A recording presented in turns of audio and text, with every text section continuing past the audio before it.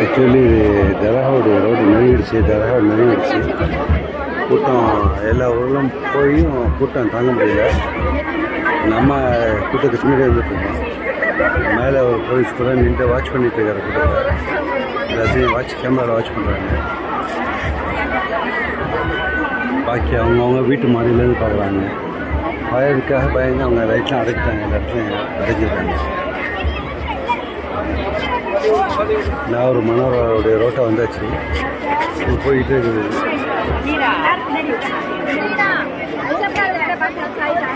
இப்போ மணி 8:20, கிட்டத்தட்ட 1.5 மணி நேரம் ஊரில் போயிட்டு இருக்குது.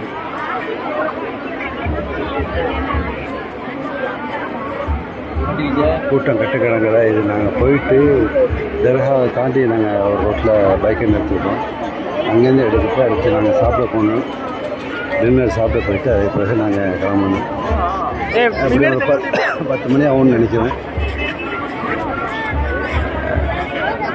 இது கூட்டத்தையும் அமைதியான முறையில் போலீஸ் திறமையாக சமாளிக்குது.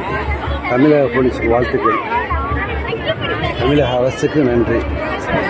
அப்புறம் ஒத்துமையாக அவங்களுடைய சந்தோஷத்தில் கஷ்டப்பட விடாமல் பண்ணுறது நல்லது தான்.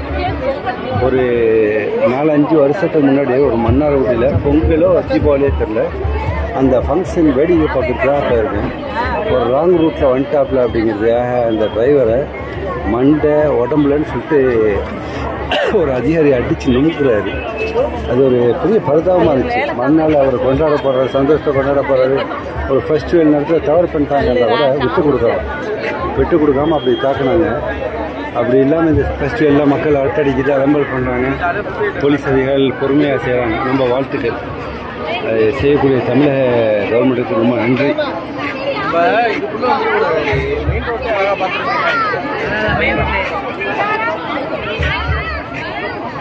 நடந்து போயிட்டுருக்கோம்.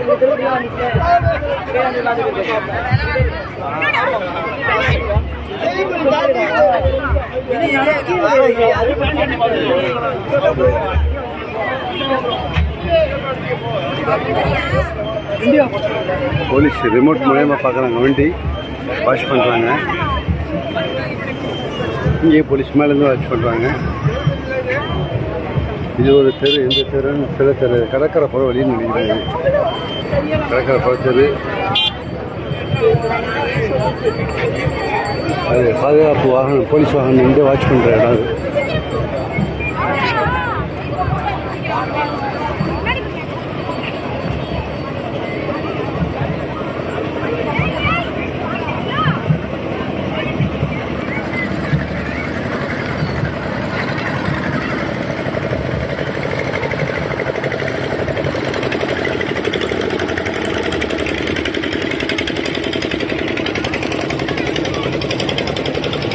பார்த்தமைக்கு நன்றி.